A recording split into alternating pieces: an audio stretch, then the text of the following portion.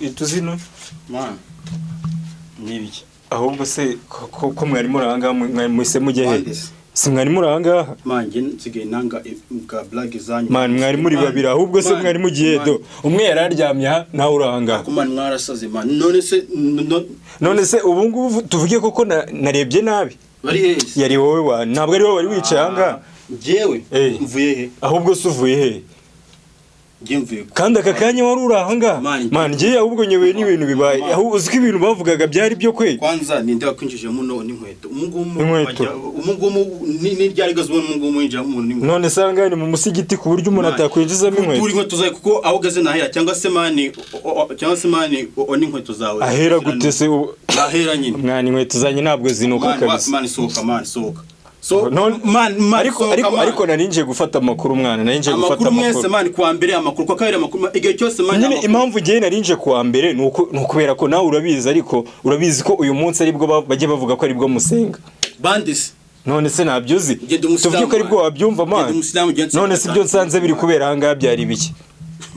aya mani ibyo nsanze byari ni biki mwari muri umwe yararyamya n'undi funga kamera mani funga kamera mani funga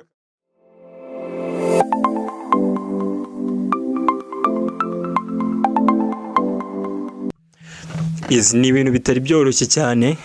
kugira ngo tuganire n'umuntu bita no kuvuga izina rye njye natangiye sinzi byatangiye kuntera ubwoba kugira ngo tubonane n'umuntu bita Captain P mwabibonye cyangwa se nabibabwiye ko noneho yatwemereye kugira gute kuvugana nawe tukamubaza utubazo tw'amatsiko ibintu bigiye bitandukanye wenda aratangira agira gute adusuhuza cyane ko kare atigeze adusuhuza bitewe n'ukuntu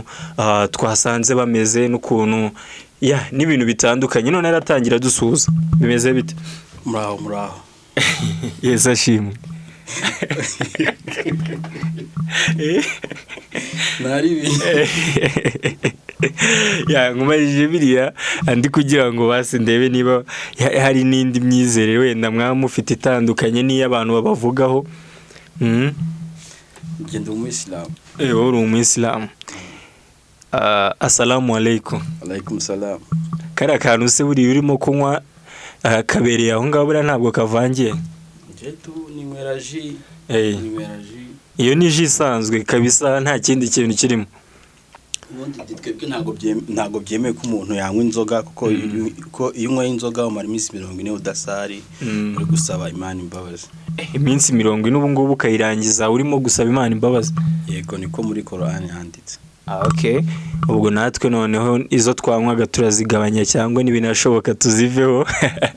No kuzigabanya kuko uri kubona ko inzoga ntago ushobora kuyinywa ngo utware ni ikibazo ushobora guteza za impanuka. Ni byiza ko wazireka ni byiza kurushaho.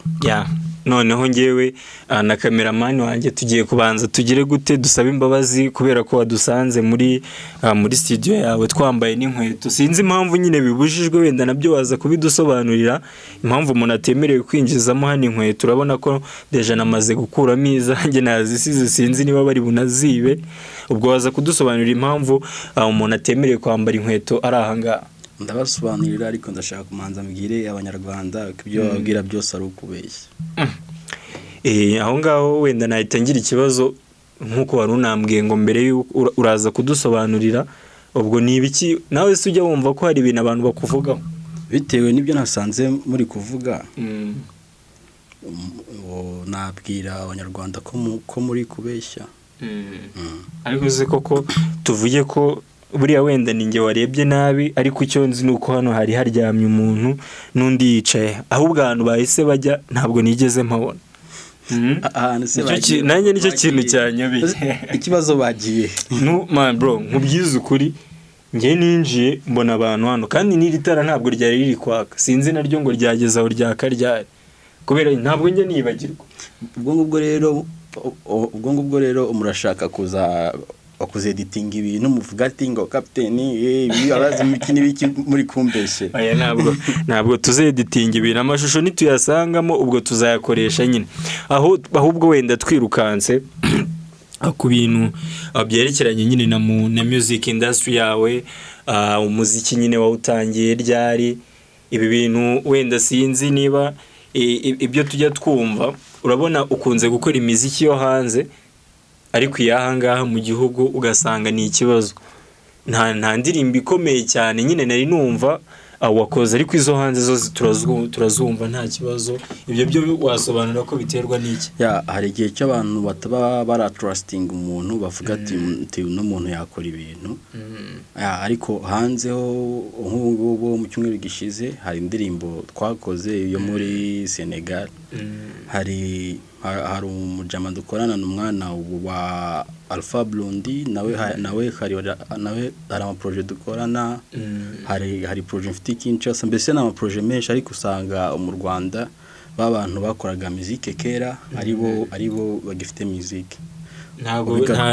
ntago bemerera abantu batoya nyine ngo binjire muri industry nabo biyerekana. kuko nge nakubwira ubu ngubu nshobora kujya muri urugero muri Cote d'Ivoire, nkabonayo n'abahanzi basanzwe banzi tugakorana, ariko ugasanga hano mu Rwanda niba abantu bagufata kuntu ntago baguhereza nyine umwanya ukore tu. Ubwo rero aho ngaho hagati aho nyine ni iki noneho urimo gukora nyine wenda kugira ngo n'abanyarwanda bakumenye, niba wenda hari ibintu by'ibikorwa bishyashya urimo guhita nyine ushyira muri muzika yawe nyine muri kariyeri, ariko mbere wenda yuko dukomeza tugiyongeho ibyo ugiye gukora cyangwa se ibyo urimo gukora none uri kubikorera abanyarwanda muri make, nagiraga ngo wenda udusangize ku agashort story ku buryo nyine ibi bintu byaje gutangira, uburyo kapiteni yaje kuba kapiteni nyine, uko byatangiye muri make. Kapiteni ubundi ni muntu ki? Kapiteni ni umuntu usanzwe,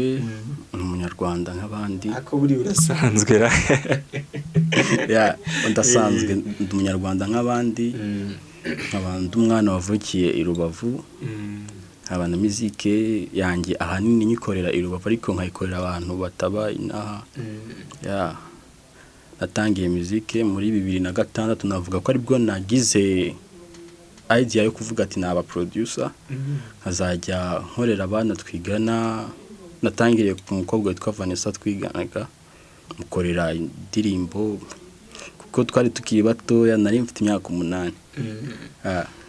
Mukorera gerageza kumvikana gatoya mu kigo, ndakomeza ndakora gutyo paka nino saha tundacyakora ndacyagerageza. Urumva ko 2006 man. 2006 ni kera, uzi ko hari abantu benshi nzi muri industry kabisa ushobora kuba waratanze mu gakino wa 2006 ni kera, kuko harimo abantu benshi bagiye binjira mu muziki wenda nka 2008, ariko nabo na nyuma yaho urebye kwinjiramo binjiyemo nyuma, ariko kuko bari bafite power runaka mu Rwanda bahita bazamuka, ariko twebwe twakuze dukubira hano Gisenyi n'Igoma, wenda kure twakoreraga ni za Bukavu gutyo, ariko mbese umuntu wabaga ufite n'amahirwe n'umuntu wabaga uri i Kigali. wakumva urimo kuvuga gutyo witonze, ntabwo yaguhuza na tuno tuntu twose umuntu arimo kubona. Urabona nk'ari hari umuntu uri kuva amarira mu maso, niba igikanu bayagiciye, niba byagenze bite sinzi. Nyine urabona afite n'amababa. Ubundi ino studio yitwa Blackstar. Ni inyenyeri yirabura. Bisobanuye uzasohoke nijoro, uhanga amaso ikirere, komeza urebe, hari inyenyeri zimwe uzabona. Kuzakomeza ureba, hari izindi nyenyeri uzagenda uvumbura zitari wabonye. Nyine gutyo niko uzabonye Blackstar ni nk'umwana w'umwirabura ufite talent ariko udafite ubushobozi. noneho ziriya nyenyeri zuhita ureba niba abana b'abazungu bagaragara ari abafite power ariko ntago bataruta twebwe ba black star. Okay, nubwo ubusobanuro bwawe wenda ubumpaye ariko ntabwo uhuje nyine na kiriya gishushanyo nari nkubajije. Sasa uri kureba hari ukuntu ko tukiri bato nk'umuntu yagusangaga muri studio akagukubita, urugero nka manager wa studio cyangwa iki, uko yagukubitaga niko agahinda kazaga muri wowe. So ukava kuri studio uri kurira, wagira mu rugo ukiyanagura kugira batakubona. Mbese twakuriye mu buzima muri muziki bwo kubabazwa, ku buryo nta muntu twabonaga uduhereza icyizere avuga ati uyu nguyu wenda ashobora kuzavamo producer ejo. Mbese twakoze muziki turira. None nge mbigereranya nkaho unayo marira twarize ari nk'igitambo cy'amaraso twatanze kizatugira abo tuzaba mu gihe kizaza. Naho ari ya mababa nagaragaza angel umumarayika bigaragaza ko twatanze ibitambo turi abamarayika, tukiri abamarayika. Okay, noneho wenda waruvuze kuri struggle mwagiye muhura nazo nyine we mu buzima bwo gutangira, cyane ko nyine n'ubundi gutangira ni ibintu biba bigoye. We hari umuntu waba yarigeza gukorera ikintu kikakubabaza kabisa muri iyi muzike ku buryo uvuga uti uyu muntu ntabwo ashobora kumva mu mutwe? Arahari ariko sorry ntabwo napfa kumuvuga ariko yarambabaje pe. Noneho we basi wenda niba utamuvuga ariko nk'ako kantu nyine kagusigaye mu mutwe ku buryo n'ubu ngubu ahantu hose niyo wicayemo hano wenda nta wundi muntu uhari murimo kuvugana ubu ugatekerezaho ukavuga uti burya aho navuye ni kure. Ni umuntu wansanze muri studio turi muri Ramadan mu gisibo asanga ndi kumwe na producer yari manager. We uwo muntu we yari manager wa studio? Byari ku munsi wa 27 wa Ramadan. Arangije aramfata atangira kumbaza ngo mwaje no gukora iki, ngo ni mwebwe biki n'ibiki. Mucama aramfata arankubita kugeza naho ishati nari nambaye yagiyeho amaraso kubera kuntu ko yankubitaga ari kumbaza ngo ese ninde wakugejeje nyine tu ibintu byinshi. Navuye aho ngaho njya ku musigiti mesa ishati nari nambaye kandi unari nafunze ndasari, maze gusari nsubira mu rugo nta kibazo tu. Ni ubuzima bukomeye cyane gukubitwa n'inzara yose, buriya mpita numva icyo kibazo. Umuntu ugufatanya n'inzara kabisa ntabwo aba ari umwana mwiza. Noneho rero biravugwa nawe urabizi ko ngo sinzi ukuntu ndi buze kubivuga wenda kugira ngo bisobanuke, ngo impamvu ukorera abantu bo hanze cyane cyangwa se izina ryawe abantu bo hanze bari kurimenya kuruta uko mu Rwanda nyine ryamenyekana, ngo nuko ngo hari ikintu nyine wenda kirimo kugenda kiza mu Rwanda kandi kiri kwigaragariza ngo muri studio yanyu ngo cya Freemason. Ibyo bintu ubundi wowe bivuga iki? Yalla none bro ikibazo gihari sibyo kureba ino studio ntago iri kuri level y'umu Freemason. Gute none se studio ubundi sizi harimo imashini ni Mac, indi nayo ni Mac, ira ni iMac, iyi ni MacBook, dore ibikoresho byose birahari. None se ni gute buriya umuntu yahera yabihakana nyine akurikije ibyo arimo kuba? Urabona muri studio zabo ariko sinzi niba banabaho, ariko mbona muri studio nifuza kubamo mbona hari ibimixeri binini, harimo amaspika menshi ukuntu, mbese ubona ahantu tu ari muri studio irenze tu. Ariko nge ntabwo ndi Freemason. Ntabwo uri umu Freemason. Noneho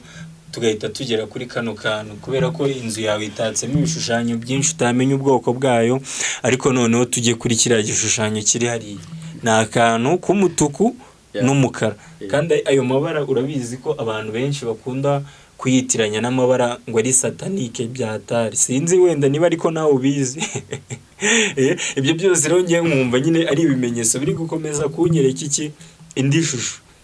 buriya bro hari ikintu cy'umuzungu yaduteretsemo yatweretse ko ibara ry'uruhu rwacu turi abantu badafite imbaraga turi abantu badafite agaciro sorry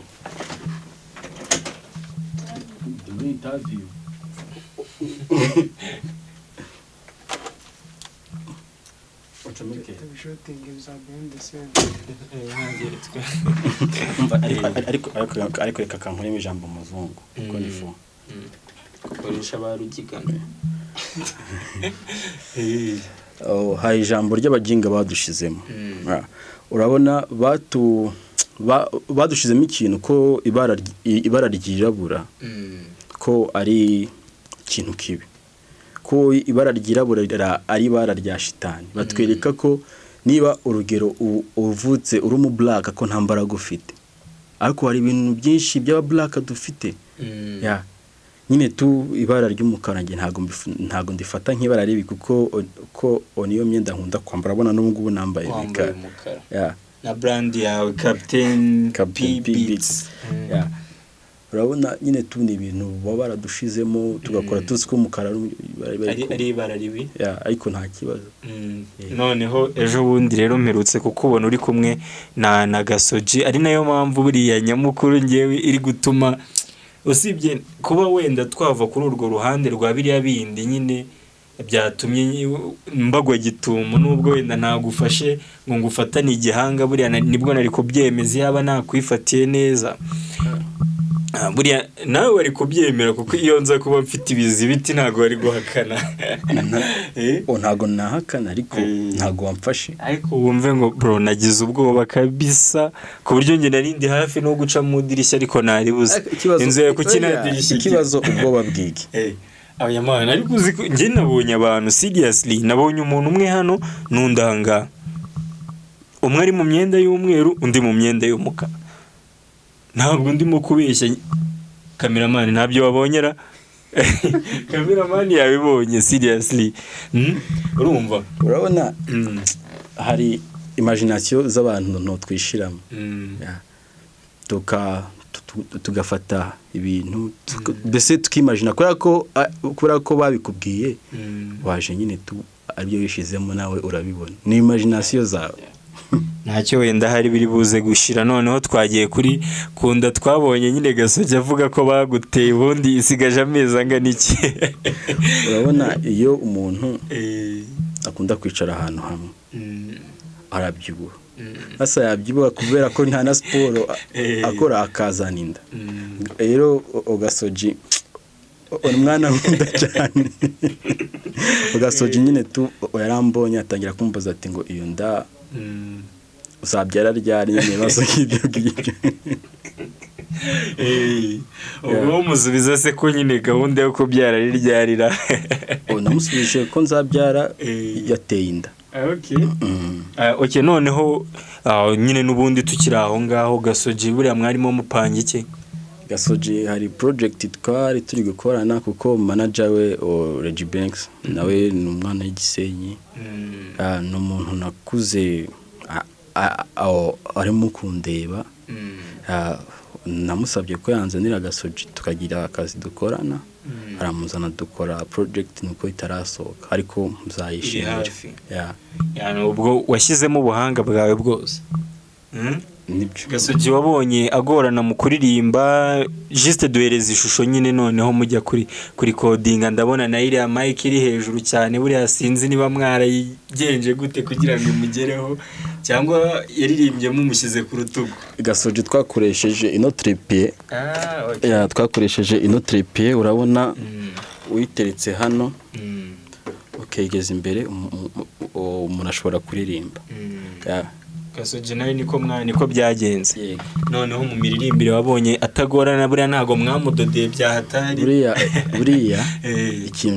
buriya ikintu namutangazaho Gaso G ni umwana w'umuhanga cyane kandi nakomeza kuriya azatera imbere ni umuhanga cyane kuri rap nyine yafatiyeho nyine afatiraho mbese ni umwana ushobora kuza muri studio yagira akahita abona inspiration akahita akubwira ati akahita akubwira ati ukora beat imeze gutya na gutya nshaka kuririmba gutya na gutya kandi ntago bingana n'imyaka ye ariko ngiye byarantunguye ku kintu cyerekeranye na lyrics ziwe ni ariyandikira cyangwa hari uburyo mumufashamo cyangwa ni management ye n'ibijyamo urabona Gaso G ni wa mwana ufite kuza muri studio akakubwira ati ndashaka dukore beat imeze gutya ndashaka kuririmba ku byerekeye ibintu kandi akenshi akahita byandika akatangira kuririmba sometimes akabwira na manager we kubyo adashoboye kwandika kuko manager we ari ukunda kumukoresha amadewa akamubwira ati manager mfasha manager we akamufasha kubyandika nyine arimo kubimubwira ariko uriya mwana waremewe wamanitse amaboko uriya mwana aremewe arasenge kweri niwe ujyuza ziriya beat nyine akakwibwirira akaguhereza commande nyine akavuga ati ngiye nshaka kuririmba muri beat imeze gutya niwe ahubwo abantu bitega indirimbo ye okay niwe yitege ubwo wenda hari ejo cyangwa ejo bundi turi buyumve ntabwo nzigiye muzayishyirira hanze ariko ejo cyangwa ejo bundi turi buyumve next week bara shooting video yayo no uburiya mushaka ko izasohokera hamwe na video nkuko nubundi kuri humura byagenze okay aho ngaho ni sawa cyane ni byinshi twavuga ni ibiki turimo kwibwirira abanyarwanda twavuze twahereye kare turi kwirukanka noneho twirukanse igihe turebe ni ibiki noneho ngubu urimo kubwira abanyarwanda nicyo urimo gusaba abahanzi muri rusange asaba n'abahanzi kwitwararika bakitwara neza kuko iyo ushaka kwigarurira umutima w'umuntu ntago ukora ibyo adakunze ahubwo ukora ibyo akunze anasaba n'abaturage ko bakunda muzike yacu bakanayihereza n'agaciro nk'uko baha agaciro muzike yo hanze ngibyo nabasaba n'abahanzi bo hakurya y'amazi nabo bagakomeza babagana mukeneye kudufaranga cyangwa se utubwire niba nta mafaranga ukeneye duhite tumenya ko kuko bya bintu nyine baba bavuga wamugana ari byo nkeneye amafaranga nkeneye gukura nanjye naba umuntu ukomeye ubundi ku byerekeranye iyi mpeta ahantu yambaye urabona ko ahantu nyine uyambaye ni uru rutoki rwambaye iyo mpeta ni bya bindi nyine bya sinzi niba warakoze mariage cyangwa ari ukwambara by'umurimbo warakoze mariage impeta no kwambara y'umurimbo naho se iyi ngiyi noneho yo yihembe yo buri yishatse gusobanura iki iyi ngiyi ihembe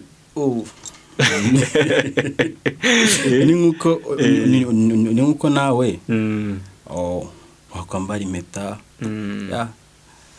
ni nyine ariko izi design nk'izi ngizi ntabwo ngiye nkunze kuzibonaho cyane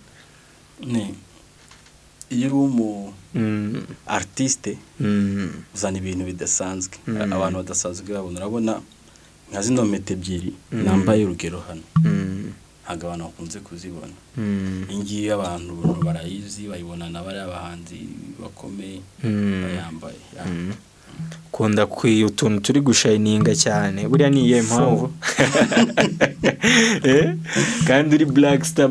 inyenyeri sinzi ko inyenyeri irabura yashininga inyenyeri irabura ariko nayo igomba gutangira gutera ubwo rero twizere ko vuba aha ngaha n'amazina muri buyahindure amazina ntabwo twahindura kuko ngewe ukugeza ngiye mu nda y'isi nzahora mfasha talent zikiri hasi naho izageze hejuru ntabwo uba wifuza kuba wakorana nk'indirimbo wenda na Bruce Melody cyangwa se n'abari abaraperi bandi bari hariya hanze nakorana nabo ariko support yanjye nini iri kuri ba bana bo hasi kuko ni tutabitaho se ni bande bazabita birumvikana noneho ndumva twaganiriye cyane banaduteye sinzi ukuntu nabivuga burangiye ndibuze kugera ndibuze kwicara nyine nkabireba neza amashusho